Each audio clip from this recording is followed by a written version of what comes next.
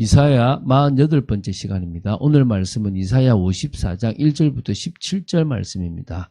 4절, 5절, 2절 말씀을 합독하고 이사야 54장 1절부터 17절 말씀, 그래서 이사야 54장 전체를 보는 시간을 가지겠습니다. 자, 그러면 이사야 54장 4절, 5절, 2절 말씀을 한 목소리로 합독하겠습니다. 두려워하지 말라. 내가 수치를 당하지 아니하리라. 놀라지 말라. 내가 부끄러움을 보지 아니하리라. 내가 내 젊었을 때의 수치를 잊겠고 과부 때의 치욕을 다시 기억함이 없으리니 이는 너를 지으신 이가 내 남편이시라. 그의 이름은 만군의 여호와이시며 내 구속자는 이스라엘의 거룩한 이시라. 그는 온 땅의 하나님이라. 일컬음을 받으실 것이라. 아멘. 자, 이사야 49장부터 54장까지의 내용이 두 번째부터 네 번째 여호와의 종의 노래가 나온다고 그랬습니다. 그 노래를 중심으로 해서 여호와께서 행하신 그러니까 여호와의 종이 행했던 대속과 그리고 승리, 또 그것을 통해서 하나님의 선민의 구속과 또 회복에 대한 이야기가 쭉 나옵니다. 오늘 드디어 이 49장부터 54장까지의 마지막 장인 54장을 보게 되었습니다. 이달락의 마지막이겠죠.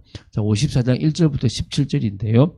선민 이스라엘이 꼭 뭐가 똑같냐 하면 아이를 낳지 못해서 출산하지 못해서 소박맞은 여인의 처지로 추락했지만 역시 그들을 하나님께서 다시 회복하게 하실 것이다라는 약속이 있고요. 그러면서 다시 돌아올 거잖아요. 이제 피폐해져 버린 예루살렘이 회복되어 영화와 평강이 넘치는 그런 곳이 될 것이라는 비전을 제시합니다. 아직 멸망도 안 했는데 피폐될 것이고 다시 회복될 것이다라는 부분까지도 지금 이제 예언하고 있는 겁니다. 그러니까 결국 계속 하려고 하는 것은 뭡니까? 당신의 백성을 당신이 다시 오게 한다는 거죠. 남은 자는 돌아오게 돼 있다는 거죠. 그리고 당신의 그 백성들이 있을 곳 역시 회복시키겠다. 이제 이게 하나님의 뜻이지 않습니까? 자, 이제 그러면은 총 두 부분으로 좀 크게 나눠서 보겠습니다. 먼저 볼 부분이 54장 1절부터 10절입니다. 출산하지 못하여 버림받은 여인과 같은 처지로 전락한 선민 이스라엘이 하나님의 은혜로 회복될 것을 약속했습니다. 자, 우리 1절, 3절 읽어볼게요. 잉태하지 못하며 출산하지 못한 너는 믿음의 열매, 신앙의 열매, 하나님 자녀의 열매를 맺지 못한다 이 말이죠. 그건 무슨 말입니까? 하나님의 뜻대로 살지 못하는 거죠. 자기 방식대로 자기가 주인된 인생을 살아가는 거죠. 너는 노래할지어다. 상고를 겪지 못한 너는 외쳐 노래할지어다. 이런 홀로 된 여인의 자식이 남편이 있는 자의 자식보다 많음이라. 여호와께서 말씀하셨느니라. 내 장막틀을 넓히며 내 처소의 휘장을 아끼지 말고 널리 펴되 너의 줄을 길게 하며 너의 말뚝을 견고히 할지어다. 이는 내가 좌우로 펴지며 내 자손은 열방을 얻으며 황폐한 성읍들을 사람 살 곳이 되게 할 것임이라. 이렇게 회복한다는 거예요. 이사야 49장 19절부터 21절과 같은 맥락의 예언으로서 이게 같아요. 그게 하고. 1차적으로는 현재 자신들의 기업에서 쫓겨나 바벨론에서 포로 생활을 하고 이런 생활을 하고 있는 이스라엘에게 이게 좀 비천하게 이스라엘에게 하나님께서 회복시켜 주시겠다라고 하시는 그런 약속이라고 보시면 됩니다. 4절부터 8절이죠. 오늘 봤지 않습니까? 두려워하지 말라. 내가 수치를 당하지 아니하리라. 놀라지 말라. 내가 부끄러움을 보지 아니하리라. 내가 내 젊었을 때의 수치를 잊겠고 과부 때의 치욕을 다시 기억함이 없을 거다. 오늘 믿습니까? 너를 지으신 이가 내 남편이시라. 그 이유가 바로 이거라고 그랬습니다. 그의 이름은 만군의 여호와이시며 내 구속자는 이스라엘의 거룩한 이시라. 그는 온 땅의 하나님이라 일컬음을 받으실 것이라. 믿습니까? 오늘 믿으시기 바랍니다. 여호와께서 너를 부르시되 마치 버림을 받아 마음에 근심하는 아내 곧 어릴 때에 아내가 되었다가 버림을 받은 자에게 함과 같이 하실 것입니다. 내 하나님께서 말씀하셨느니라. 내가 잠시 너를 버렸으나 큰 긍휼로 너를 모을 것이요. 마음에 실적이 나서 버린 게 아니라 타락으로 말미암아 버렸지만 다시 모은다는 겁니다. 내가 넘치는 진노로 내 얼굴을 내게서 잠시 가렸으나 영원한 자비로 너를 긍휼히 여기리라. 내 구속자 여호와께서 말씀하셨느니라. 오늘 믿으시기 바랍니다. 9절 10절이죠. 자, 이렇게 한 이유는 내게 노아의 홍수와 같도다. 노아의 홍수 때를 지금 끄집어 오고 있습니다. 내가 다시는 노아의 홍수로 땅 위에 범람하지 못하게 하리라 맹세한 것 같이 내가 내게 노하지 아니하며 너를 책망하지 아니하기로 맹세했노라. 다 연결되는 말씀이에요. 그 과거에 있던 일들이 다 예표고 징표고 하나님이 또 똑같이 그런 일들을 하시겠다는 겁니다. 그렇게 다시는 물로 심판하지 않겠다는 것처럼 이스라엘 그렇게 하겠다는 거예요. 산들이 떠나며 언덕들은 옮겨질지라도 나의 자비는 내게서 떠나지 아니하며 다 떠나가도 내가 너희를 향한 자비는 떠나지 아니한다는 겁니다. 나의 화평의 언약은 흔들리지 아니하리라. 너를 긍휼히 여기시는 여호와께서 말씀하셨니라. 우리를 긍휼히 여기시는 여호와의 말씀을 오늘 붙잡게 되기 바랍니다. 그때와 같이 완전 심판하지 않으시겠다. 이제 이 말입니다. 다시는 그 똑같은 심판을 하지 않겠다는 것입니다. 이게 1차적으로는 뭡니까? 구약 이스라엘에게 주신 것이고 궁극적으로는 이사야 54장에서 예언된 여호와의 종의 노래 곧 예수 그리스도의 구속 사역으로 말미암아 탄생하게 될 교회와 관련되어 있는 거예요. 우리와 관련된 메시지입니다. 이 모든 메시지는 다 우리에게 주시는 메시지인 줄 믿으시기 바랍니다. 자, 마지막으로 이제 54장 11절부터 17절입니다. 바벨론이 침공받은 이후 멸망하여 피폐해져 버린 예루살렘을 향하여 다시 그 과거보다 더 나은 영화와 평강이 있게 될 것이라는 비전을 제시한 거죠. 아무리 있어봤자 의미 없는 이스라엘이 아니라 영원한 하나님 나라를 오늘 또 말씀하신 겁니다. 그래서 이제 11절 앞부분에 보면 이렇게 나와요. 너 공고하며 광풍에 요동하며 안위를 받지 못한 자여. 혹시 여러분 이런 상황입니까? 여러분이 지금 이런 상황이 있다고 생각한다면 속고 있는 겁니다. 속지 마세요. 여러분은 공고한 존재가 아니고 복받은 존재입니다. 광풍에 요동할 필요 없이 반석같이 딱 든든히 서게 되기 바랍니다. 안위를 받지 못한 자가 아니라 우리는 늘 보호하심 속에 있다는 사실을 믿으시기 바랍니다. 과거 그들은 그랬어요.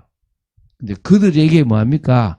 자, 보라 내가 화려한 채색으로 내 돌 사이에 더하며 청옥으로 내 기초를 쌓으며 홍보석으로 내 성벽을 지으며 석류석으로 내 성문을 만들고 내 지경을 다 보석으로 꾸밀 것이며 내 모든 자녀는 여호와의 교훈을 받을 것이니 내 자녀에게는 큰 평안이 있을 것이며 너는 공의로 설 것이며 학대가 내게서 멀어질 것인즉 내가 두려워하지 아니할 것이며 공포도 내게 가까이 하지 못할 것이라. 하나님이 다시 공의를 회복시키신다는 겁니다. 이제 더 이상 공포와 같은 슬픔 같은 것들이 없다 이 말입니다. 하나님께서 이렇게 회복시킨다는 거예요. 그러면서 이제 마지막이죠. 15, 17절입니다. 보라 그들이 분쟁을 일으킬지라도 나로 말미암지 아니한 것이니 누구든지 너와 분쟁을 일으키는 자는 너로 말미암아 패망하리라. 보라 숯불을 불어서 자기가 쓸만한 연장을 제조하는 장인도 내가 창조하였고 파괴하며 진멸하는 자도 내가 창조하였은즉 너를 치려고 제조된 모든 연장이 쓸모가 없을 것이라. 일어나 너를 대적하여 송사하는 모든 혀는 내게 정죄를 당하리니 이는 여호와의 종들의 기업이요 이는 그들이 내게서 얻은 공인이라. 여호와의 말씀이니라. 예루살렘을 대적하는 자들이 하나님의 심판을 받아 멸망하게 될 것이다 라는 부분을 지금 예언한 거예요. 자, 그러니까 이 모든 말씀들이 1차적으로는 바벨론의 침공으로 황폐하게 되었던 예루살렘이 다시 회복될 것이고 평강을 누리게 될 것이라는 예언입니다. 근데 이게 결국 궁극적으로는 뭐냐 그러면 이게 뭡니까? 교회입니다. 교회. 결국 이걸 하나님께서 다시 그 새롭게 회복해야 될 이 요한계시록에 나오는 그 환상처럼 뭡니까? 하나님의 나라를 이루게 될 그것과 연관되어 있다라는 것입니다. 그런 의미에서 이 이사야서 40장부터 66장까지 나오는 메시지는 우리에게 주신 메시지라고도 과언이 아닙니다. 하나님은 우리의 이 지금 상황이 어려울 때도 있고 힘들 때도 있고 고통 가운데 있을 때도 있다 그랬습니다. 그런데 중요한 것은 뭡니까? 하나님이 우리를 사랑하셔서 우리를 믿음의 사람으로 온전한 사람으로 세워 나가실 거라는 겁니다. 그리고 그 정도가 아니라 우리를 통해서 또 뭡니까? 또 다른 사람들을 살리는 그 중요한 일을 하게 하실 거라는 거예요. 그래서 여러분, 나를 위해서 살아가는 인생은 의미 없습니다. 여러분, 여러분을 위해서 살아가는 게 올바릅니까? 여러분 생각해 보십시오. 내가 좋다고 결정했던 게 결국 손해되는 거 없던가요? 저도요, 전세를, 요새 대출 싸니까 하면 되겠지라고 했는데, 그게 결국은요, 갑자기 이자가 올라가니까 힘들 때가 있더라는 거예요. 인생이라는 거예요. 내가 조금 더 하나님께 질문하고, 조금 더 하나님의 인도를 받아가야 되는데, 그러지 못할 때가 있더라는 거예요. 하나님 내려놓고 그걸 바꿔주셔가지고, 또 이렇게 회복됐던 경우도 있었는데, 아니면 그냥 막 힘드는 상황이 생길 수 있거든요. 여러분, 인생은 그렇지 않습니까? 내가 이거 하면 좋겠다 싶어 선택했던 게 결국 우리를 힘들게 하고 어렵게 하는 경우들이 많습니다. 그러면서 우리는 또 누구를 원망하죠? 하나님을 또 원망할 때가 있다는 거예요. 하나님을 원망하지 마시고, 내가 여전히 불신자처럼 살아가고 내가 여전히 나를 위해서 살아가는구나. 뭐하고 살아가면 되는데 결국 회복시키시고 결국 공의를 세우시고 결국 당신의 나를 회복시키실 하나님은 내가 지금도 믿음으로 서 있기 원하고 하나님을 온전히 바라보기 원하고 하나님의 뜻을 이루기를 원하신다는 사실 기억하시면 돼요.